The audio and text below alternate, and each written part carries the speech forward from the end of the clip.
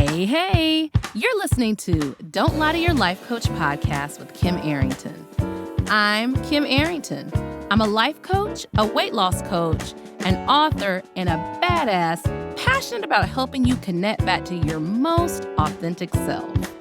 Join me here each week so I can coach you on how to think all those juicy thoughts that get you feeling your absolute best and taking some big ass action. Coaching has changed my life, and it can change your life too. I'm here to give you real life solutions to create a life you'll love.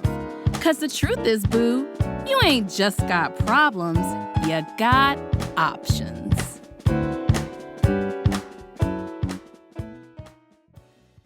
Hey. I'm popping in before the episode because we are at the end of 2022. Yes, we made it, y'all. We made it. And I have decided to compile some of the best moments from 3 of my first podcasts. These are moments that you've stopped me on the street to talk about, or stopped me in the line at the grocery store, or when I've talked to you, you've mentioned them. So the first episode, of course, is I Just Want My Hope Back. The second episode is Boundaries with Your Damn Self. And the third episode is Everybody Talks About Everybody. You can find those full episodes on YouTube or at your favorite podcast provider. What I want to say to you is thank you so much for your support. I could not have done this without you. I really appreciate you being on this journey with me. And in 2023, we are going to just blow the doors off of our healing, off of feeling connected to ourselves, and off of living our best lives ever. So just know that I got you. You know how to get in contact with me. You can always go into the show notes and find out how. And let's just keep deciding we're going to put an end to midlife suck and live our best lives ever. All right. So enjoy this. Those 3 episodes. Oh, yeah.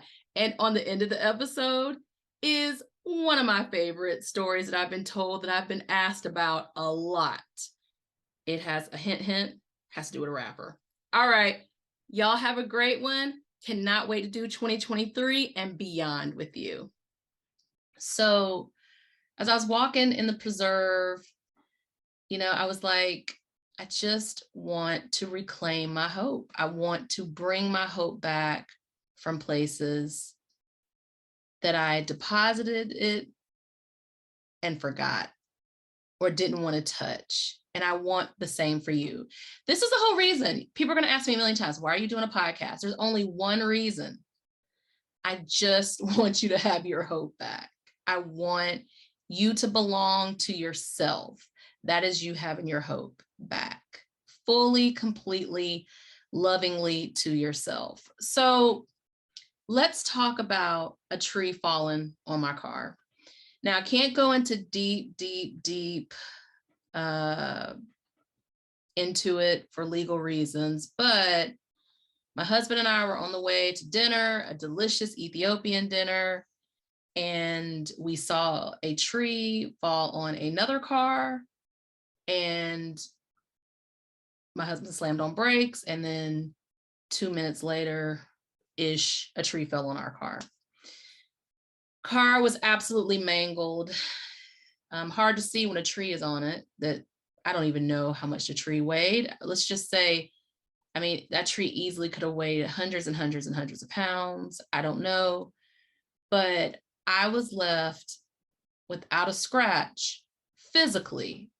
Emotionally, we got some work to do, okay? My husband was injured. I'm not going to go deep into that, but it was an experience. Now, I'm not a big what if girl. I'm just not. I'm probably a little too practical for that because so many of the what ifs have happened in my life, but obviously when you could have died in that same weekend, in 2 separate incidences, 2 other people died, one in Asheville, North Carolina, which is in the mountains from where I am. I'm in Durham. and then one in New York or a tree falling on them or branches. And it's going to make you think about your life, right? I mean, if I could show you the car, it was absolutely mangled. My side more untouched in the where I was, but absolutely mangled. So when a tree falls, when something happens to you, what are you left with? You know, obviously, we were happy to be alive. We could have been killed by inches, both of us. I'm so grateful our son, you know, my stepson, my husband's son, stayed back with his brother at their mom's house. Although a tree fell on that house too. Interesting, right? The whole thing I want to talk to you about, though, is what's next. So I don't do what if a lot. I do what now, what's next. And if you were to take this and to look at it for hope, right? What's next for you? So many of us are walking around with low levels of hope. Our hope has been depleted by work injuries. That's when something emotional happens at work. I'm not talking about a physical injury. Relationships that didn't work out. I can tell you that there is a gentleman who I loved in 2001 and 2002 and 2003 and 4 and 5, and he was not going to love me the way I needed to be loved. Big lessons. But when I was walking in the woods that day, I said to myself, he sure has a big deposit of a lot of my hope. And he ain't walking around thinking that. And in that moment, I was like, I'm taking that hope back. I literally said it. Now, that's an easier case. For some of us who have real trauma, it's not so easy. So this is what we're going to talk about in Don't Lie to Your Life Coach. By the way, where'd the title come from? I was talking to a friend who I suggested to go see a life coach, and she did go get a life coach. And she was talking to me and she was like, oh, my life coach's life seems so perfect. Everyone laughs in life coach when they say that. Your life coach is in process, I promise. My life coach's life seems so perfect. Her marriage seems so perfect. My marriage is going through all these things. And I just don't want to tell her the things that are going on. And I was like, yo, you ain't supposed to lie to the doctor. You ain't supposed to lie to your life coach. And literally, as I was thinking of names, that conversation popped in my head. Like, when you come to someone, a therapist, a doctor, a life coach, any, you know, I was about to say transition specialist, but anyone who's there to help you, truth is important. I know it's hard to tell the truth to somebody else if you haven't told it to yourself, but as you're telling the truth to someone else, your subconscious mind is hearing you tell the truth and is beginning to change that story. Okay, more on that in the million episodes I plan on doing. So the other reason why I really wanted to do a podcast is, listen, I'm a person. I don't have a million one-on-one spots. It's an investment to work with me. Not everybody's going to make that investment. And the podcast is here for you to like chew on it and decide what you want to do. You know, if you want to hop in a course, if you want to get on my wait list to be coached, you know, if you want to find your own life coach somewhere else, right? And as I expand into offering business coaching and a certification for coaches, then you might work with me professionally, which is super exciting, super damn exciting. So I took a couple of notes about, you know, what I wanted to say to you all in this, what is premiere episode. And you know, usually I'm a little funnier, but today is a little bit of And I'm allowing it. I want y'all to allow wherever you are. But today is a little bit more of a pensive. That's the word I'm looking for, pensive day. So let's talk about it. Big and little things happen in our life all the time. But we stop believing that things will be okay and that we will be okay. So we begin to really look at our lives based on circumstances. And if you're going to be one of my homies, then you're going to understand that the way to look at our lives is less circumstantial. You know, it's circumstantial evidence. That's the shit that does not stand up in court, right? We're less going to look at our lives and what happens to us and look at ourselves as the grounding agent, the person, that we have our own back, that no matter what, we're going to always get back to our authentic selves. You guys, if you wrote a paper in the 80s and 90s, you thought you were very smart, a paper in school. A term paper. Kids don't even have freaking papers and term papers anymore, okay? But if you had paper, you thought you were very clever when you would start it off with, according to Merriam-Webster. But I wanted to do an according to Merriam-Webster because y'all's favorite word now is boundaries. Y'all don't be getting boundaries right. Y'all think you only supposed to use boundaries with other people. And the most important person to use boundaries with is the self of you, that is yourself. So I'm getting y'all straight today because y'all know that's what I do. Coach Kim be getting y'all straight. So I'm going to give you a definition of boundaries. Boundaries, according to Merriam-Webster, is something that indicates or fixes a limit or extent. Okay, so the example they gave is the two trees mark the boundary of our property. Here are some synonyms. Remember, synonym is same. That is the mnemonic device I used my whole life. So here's some synonyms: bound, cap, ceiling, confines, end, extent, limit, limitation, line, termination. Very interesting. Okay. So many times in our life, we get angry at someone crossing our boundaries, yet we have not even established the boundary with ourselves. Sometimes we don't even know what we're mad about. It isn't even it's a boundary we regularly cross ourselves. And when we're mad at people, it's always because we haven't set a boundary that we keep. Okay? Let me say that one more time. When we're mad at people, it is generally because we haven't set a boundary. And if we did set a boundary, we did not keep that boundary. And then we're mad at them. When what we're really doing is pushing that anger, projecting that anger onto another place or another person, when it's really about us. We don't listen to ourselves. We don't think we can have what we want.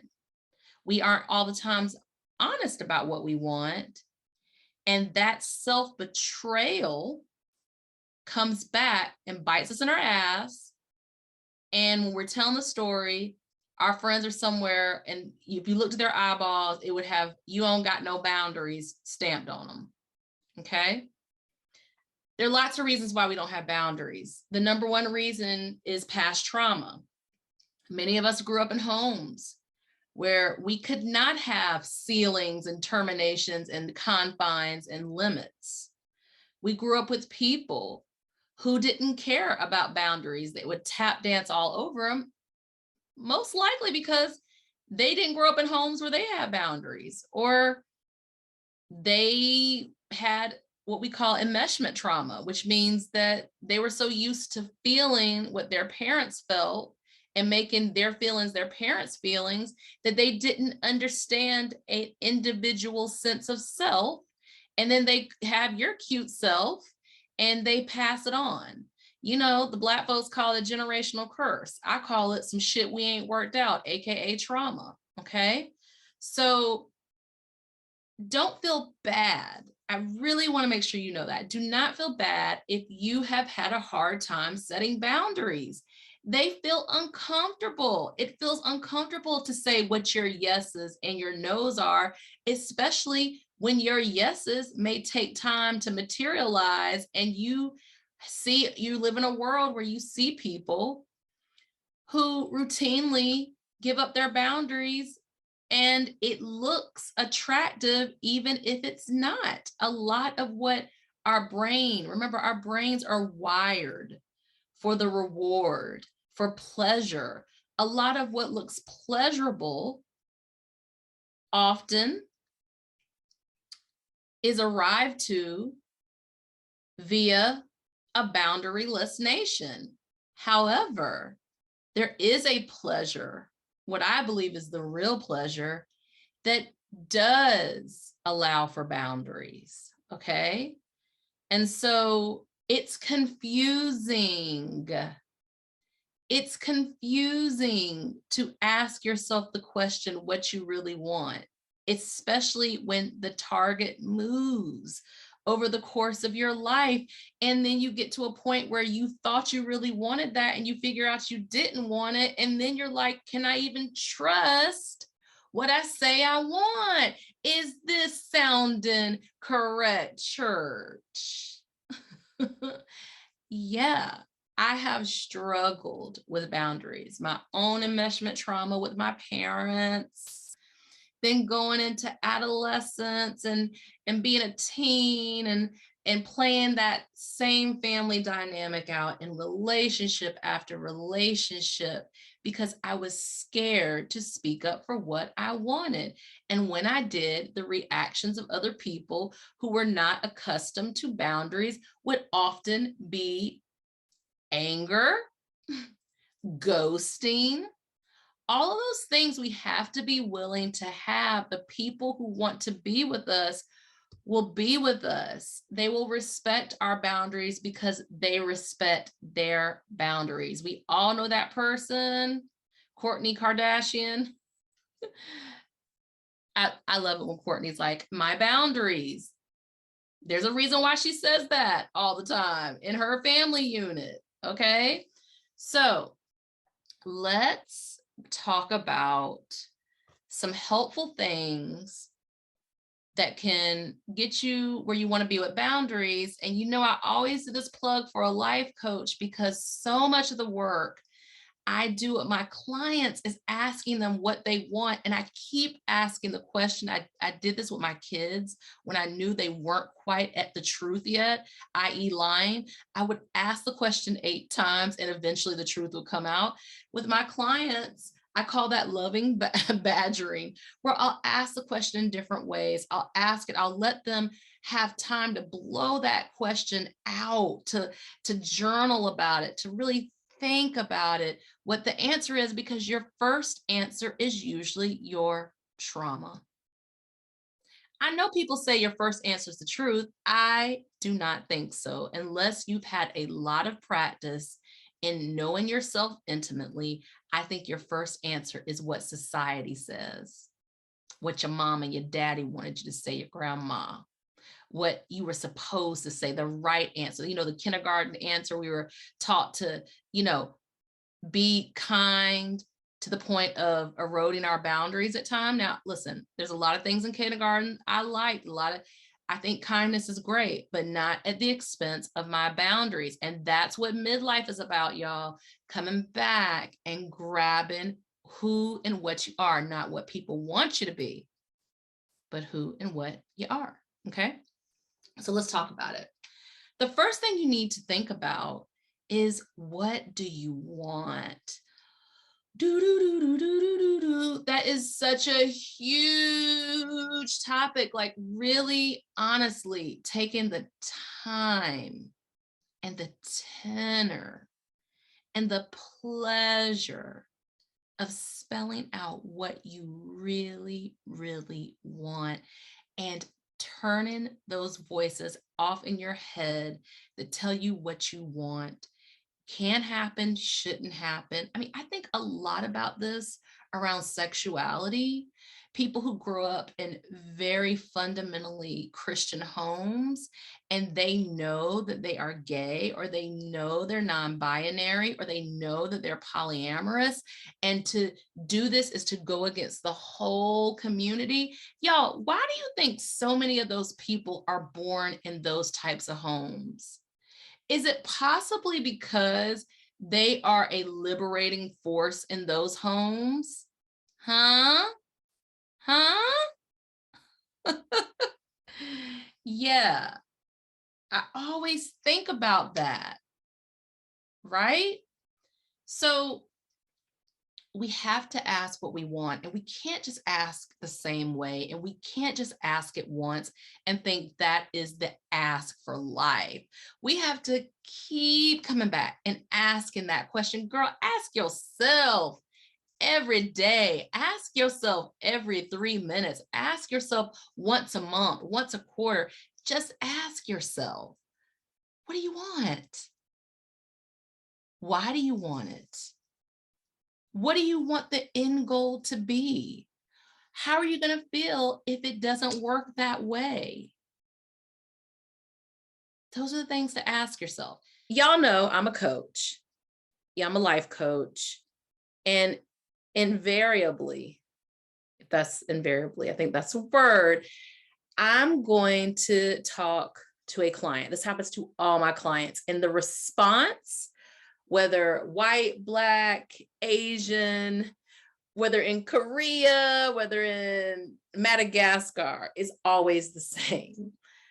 They're going to tell me a story. I'm going to listen compassionately to said story. Someone has done something to them and they cannot move beyond it.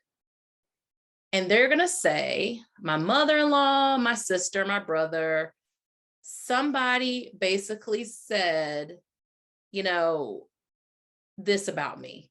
And it may be true and it may not be true. Anyway, and I say the same thing to them, and it's always the same response. I say, well, everybody talks about everybody. And they get very quiet. I let it sink in. You know how you put on your lotion, it's got to sink in. I let it sink in. I say, everybody talks about everybody. I repeat it. And then I say, yeah, I do it and you do it too. And they stop.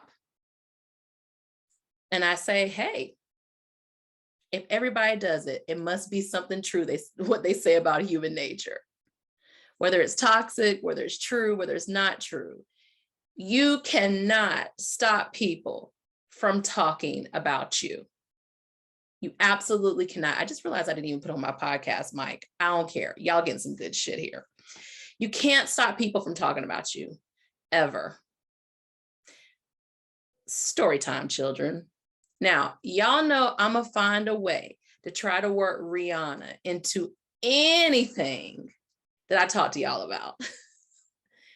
Rihanna is pregnant. At the time of this podcast, Rihanna is pregnant. And there is a certain celebrity, when they are pregnant, they seem as if they are the first pregnant woman that ever, or pregnant person that walked the planet. And she is a vision. She is gorgeous. Rihanna is brilliant. She's a business maven. She is all the things. But y'all know Rihanna has Savage Fenty. Is it Fenty Savage? I don't know. I do not own anything of it yet. I said. But she is pregnant and she makes draws. She makes bras. She makes all the things like lingerie, lingerie. She makes that, right? And everybody is losing their mind.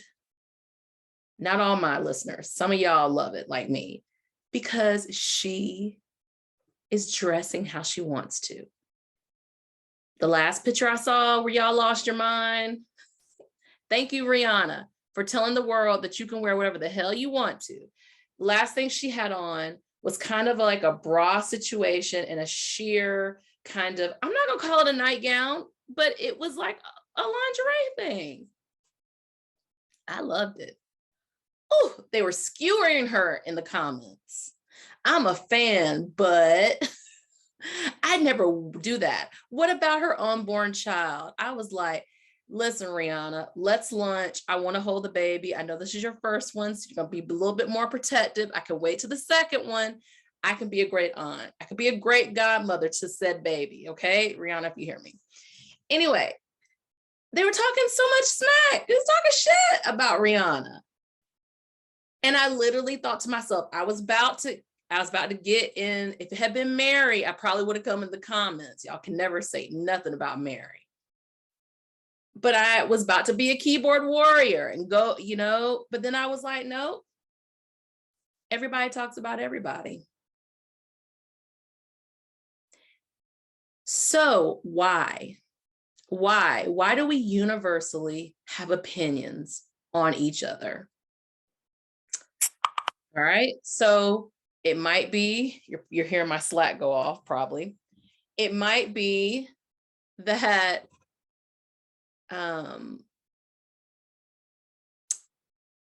it may be that when we see someone doing something, it brings up stuff in us. It triggers something in us. It could be something that we haven't healed. It could be something that we don't even think is possible to change. So the person who's talking about you is having an experience of your actions. They're having thoughts about them. And then you hearing said thing is having thoughts about what's being said. It could be a shame exchange going on. And what that means is the person may be talking about you because they have experienced some shame and they want to get that shame off of them.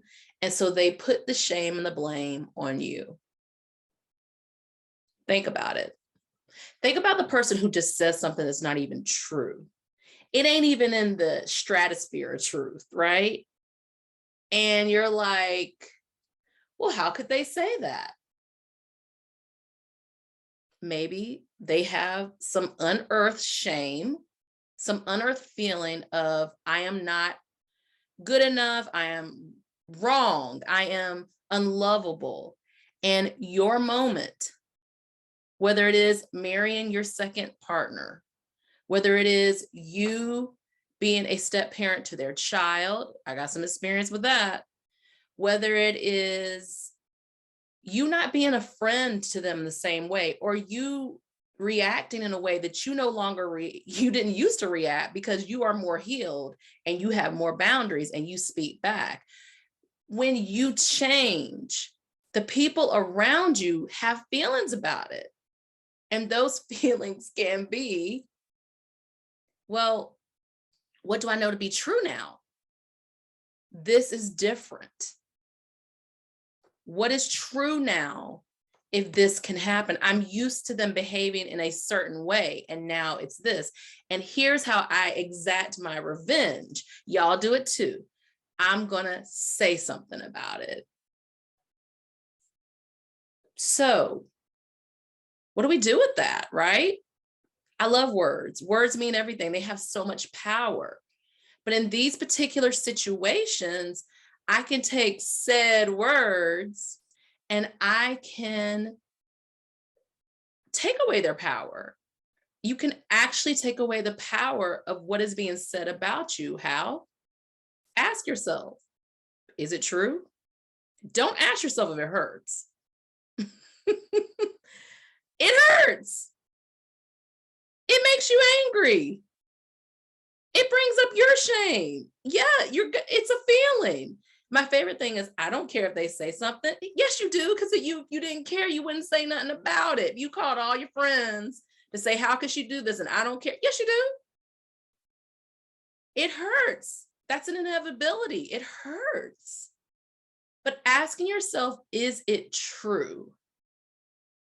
Changes everything. Sometimes you'll say, oh, well, there is some truth in this. And it's okay that they're having a feeling about it and they're talking about me, because I know to be who I want to be, folks are going to feel some kind of way. I'm going to even trigger folks. I can't commit to the happiness of people around me and commit to my authentic happiness too. So there's that. So asking that question, is it true? The other question you might want to ask yourself is, what's coming up for me? We know the pain, but what part of the pain is coming up? That someone who I love says this about me, did this to me, believes that way? That I didn't know this, that it shocked me, that it brings up anxieties, it brings up these feelings? Well, the person who said it is a normal person. And as normal people, we have a range of emotions and a range of reactions. So there's that, right? The other is, what do I think their motivation was behind it? Now, there have been some people who have talked about me, and I had to say, why did they do it? And I had to be honest and say, this person does not mean me well. This is not my all-star lineup. This is not one of my 12 disciples. This is not my homie. This is not the person that, while I may love them, they may love me. There's been a change. And this could be indicative of that. Or it could be the person loves me very much, and there is a conversation that we haven't had. There is some dialogue that we haven't had. So how do you proceed in that situation? Well, I really believe that you give yourself the time to let go of how you feel. You ask yourself those questions. Is it true? You ask yourself, what's coming up for me? And then you come back and you say, you process the feeling, you let the cycle of how it feels happen. You let it become a little more neutral in your mind and your body. Don't have that fast heartbeat of, I can't believe they did that. You don't have that sense of betrayal in the exact same way. And then you may have a conversation with the person. Hey, this came up. I just want to talk about it. Okay.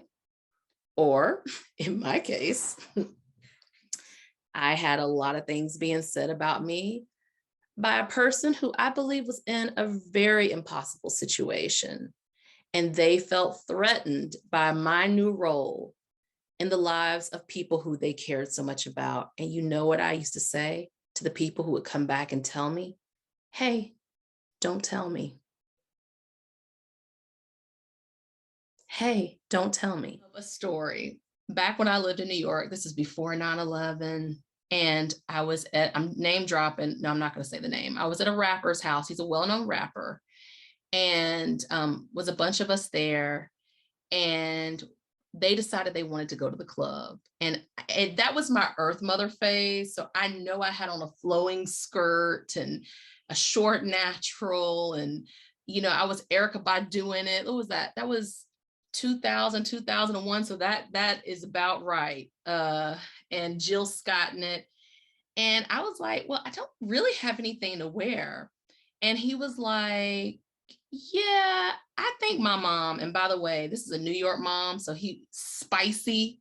Like, he was like, I think my mom has a dress. And I was like, your mom is a little thing. Now, back then, I was, even smaller than now.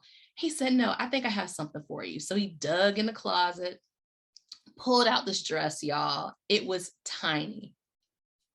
I said, okay. I put the dress on and, went to the bathroom, put the dress on, came back out. And he was like, damn, you got a Coke bottle figure. I had no idea you had a figure like that. And it was really interesting because most of what men have said about me, I already knew. And I know I had an hourglass. But I was having this whole other experience. And in that moment, he basically said to me something that kind of made me think. I still think about it now when I put on clothes. I'm not an earth mother anymore. I like my clothes to be fitted. I like to show my little Coke bottle, okay? But it was just this experience of me seeing in him seeing me in a way I hadn't seen myself. That's borrowing things from other people. If people think you are the kindest person, if people think you are, wonderful at doing this, if you inspire people, if people see how your seriousness, helps them get to whatever, it doesn't matter, borrow their belief. And I'm going to tell you, if you're going to borrow something from people, borrow their hope, borrow the way they see you if they love you. And if they really see you, especially when you're having a difficult time seeing yourself in the midlife suck. The midlife suck transforms. Hope is the easiest way to do that. Like, yeah, okay, you're going to do some work. Granted, you're going to do some work, but beginning to see things as they really are. So, yeah, I loved that guy seeing me in a way that I hadn't really seen myself since, I don't know, early college or whenever, like trying on an identity. It fit. I accepted. I knew that woman. I didn't look in the mirror and say, ooh, look at my Coke bottle. I was like, oh, okay, the dress will work. It's fine. So borrowing the ways people see us sometimes is helpful, especially if it gives us an experience of ourselves that we either haven't been able to locate in a while, or we're reminded of, or it's a new experience and we want to get to know that experience. Y'all wanted me to say the rapper's name. I was not saying the rapper's name, and he is a well-known rapper. Anyway, the point is, I actually hope I'm going to send him this podcast so he can laugh about it. The point is that we are allowed to engage hope again. Y'all, if you want to change your life, this is the way.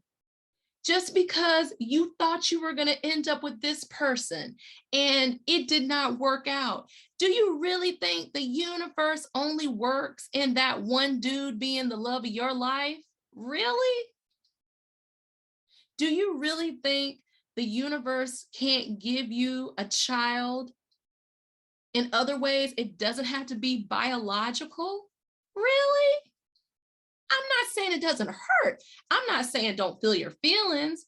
Do you really think you're only supposed to love one job and they lay you off and that's the only job you're supposed to love? Really? Y'all, the house you love.